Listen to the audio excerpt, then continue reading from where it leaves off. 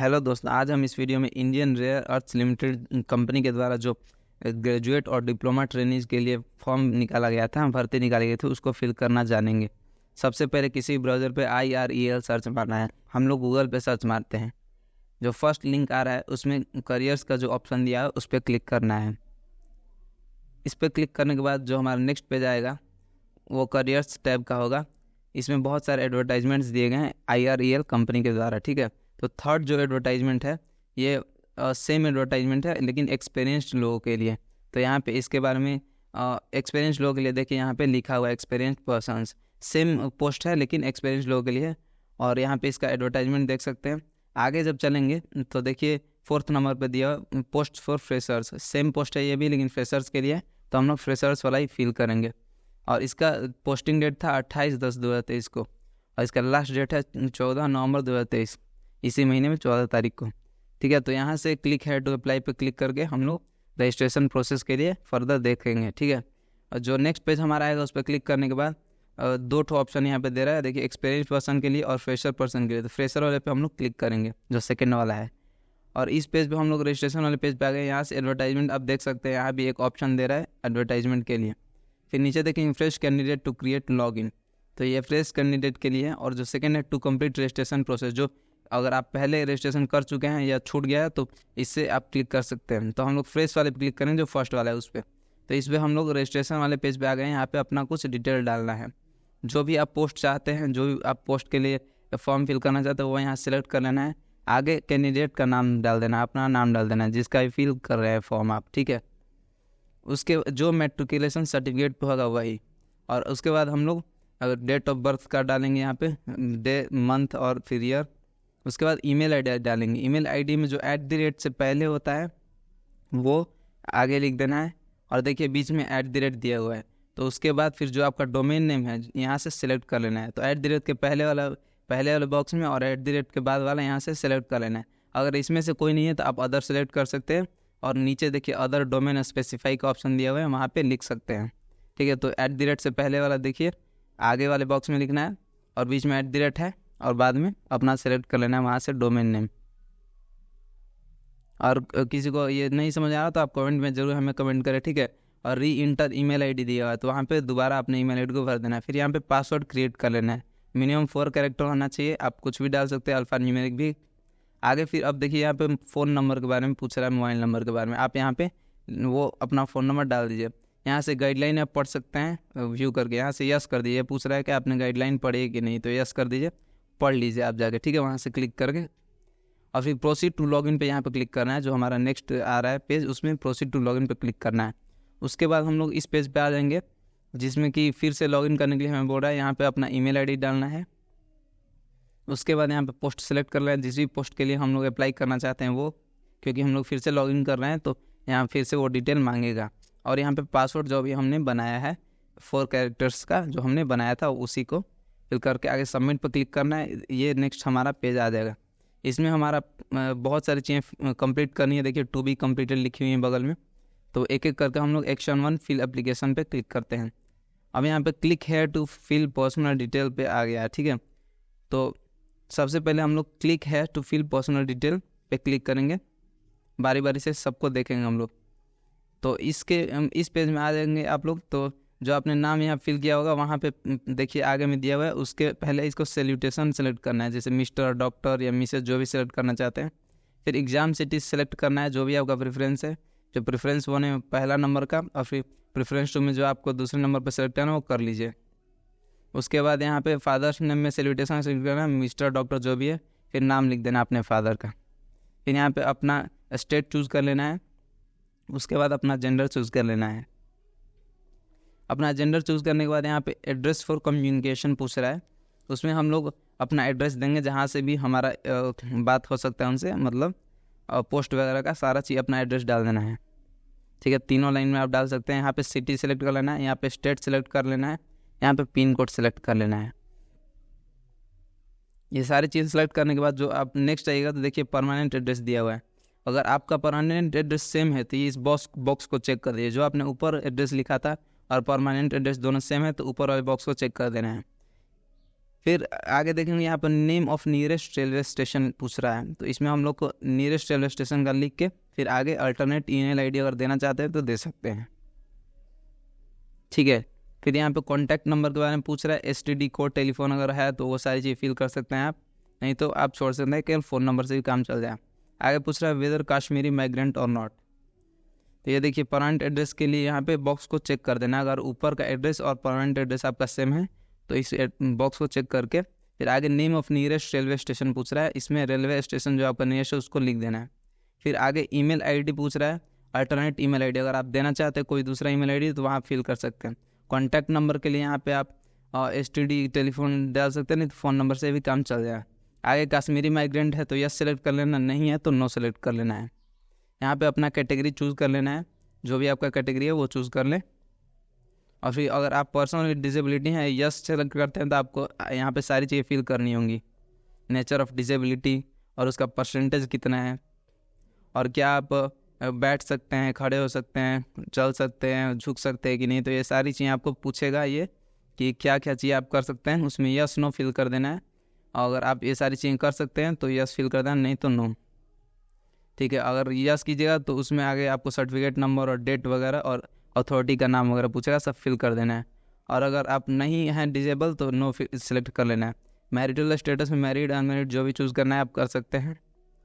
Indian हैं कि other हैं नेशनलिटी यहाँ पे चूज़ कर लेना है। वेदर एक्स सर्विसमैन यहाँ पे पूछ रहा है, अगर है तो यस सेलेक्ट कर लिया, नहीं तो नो। जिस भी प्रकार का आपका मतलब जॉब का स्टेटस आप करते हैं तो यस सेलेक्ट कीजिए, नहीं तो नहीं। आगे आप IRL का परमानेंट एम्प्लॉई हैं तो यस सेलेक्ट किया, तो यहाँ पे पर्सनल ID नंबर डालना होगा, नहीं तो नो सेलेक्ट कर लीजिए अगर नहीं है तो। फिर आगे do you have knowledge of work in automated environment and proficiency in office automation, MS office के बारे में आप पूछ रहा है और उसका ऑटोमेशन में काम कर सकते हैं कि नहीं, तो यस और नो सेलेक्ट करना है, जो भी आप कर सकते हैं। अगर उसमें यस सेलेक्ट करना ही पड़ेगा। और इसमें रिलेटिव वर्किंग इन IRL तो यस कर सकते हैं, और कोई काम करता है उसके बारे में सारा डिटेल डालना होगा, नाम और उसका रिलेशन क्या है और किस पोस्ट पे है ये सब, और नहीं तो नो।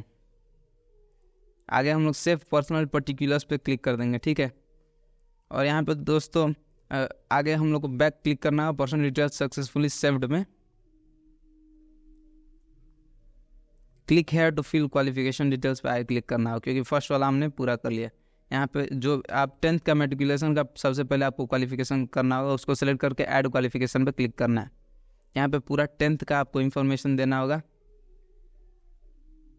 सबसे पहले क्वालिफिकेशन में यहाँ सेलेक्ट कर लेना है कि 10th या फिर मैट्रिकुलेशन, जो भी देखिए ऊपर लिखा हुआ है 10th या मैट्रिकुलेशन, वही यहाँ पे लिख देना है। फिर उसके बाद जो जो सब्जेक्ट आपके 10th में था वो चीज़ सेलेक्ट कर लेना है, वहाँ पे राइट कर देना है, लिख देना है, ठीक है। देखिए इसी प्रकार से आप लिख सकते हैं, सारा कैपिटल लेटर में आप लिख सकते हैं। देखिए जैसे मैंने देखिए सारी चीज़ें यहाँ पे सब्जेक्ट मैंने लिख दी है, 500 सब्जेक्ट जो होता है 600, जितना भी आप सब्जेक्ट लिख दें। और फिर यहाँ पे पीरियड फ्रॉम जब से आपका 10th शुरू हुआ था, 10th क्लास का केवल यहाँ बात हो रहा है, और फिर जब तक था तो यहाँ पे डेट सेलेक्ट कर लें। जैसे 2018 से जून 2019 तक मेरा था तो वहाँ मैंने सेलेक्ट कर लिया, ठीक है। और फिर ड्यूरेशन 1 ईयर का ही होता है। पासिंग कब था वो सेलेक्ट कर लीजिए, कब आप 10th से पास हो गए तो वो सेलेक्ट कर लेना है इसमें। और फिर बोर्ड और यूनिवर्सिटी नेम, जिस भी बोर्ड से आप हैं वहाँ पे, जैसे कोई CBSE से है तो central board of secondary education लिख देना है, या बिहार बोर्ड से है तो वो भी जिस भी बोर्ड से लिख सकता है। फिर स्कूल या कॉलेज का नाम, जिस भी स्कूल से आप पढ़े हुए हैं, जिस भी स्कूल से आप 10th पास किए हों वहाँ पे लिख देना है। फिर आपको मार्किंग स्कीम में CGPA था कि मार्क्स था, तो मार्क्स सेलेक्ट करना है, मार्क्स है तो, और नहीं तो CGPA, ठीक है। तो मार्क्स ऑब्टेन यहाँ पे लिख देना है, जितना भी आपको ऑब्टेन हुए हैं। फिर उसके बाद टोटल मार्क्स सेलेक्ट कर लिया तो यहाँ परसेंटेज अपने आप ही बता देगा। फिर डिवीज़न कौन सा था आपका, फर्स्ट था, सेकंड था, थर्ड था, जो भी था आप यहाँ पे डिवीज़न सेलेक्ट कर सकते हैं। फिर डिलीवरी मोड फुल टाइम ही करना है, क्योंकि फुल टाइम ही 10th आपने किया होगा।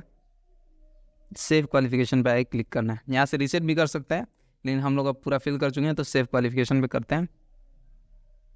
नेक्स्ट हम लोग फिर से बैक क्लिक करना होगा, क्योंकि फिर से उस पेज पे जाना होगा। अब देखिए यहाँ पे हमें और क्वालिफिकेशन ऐड करना होगा।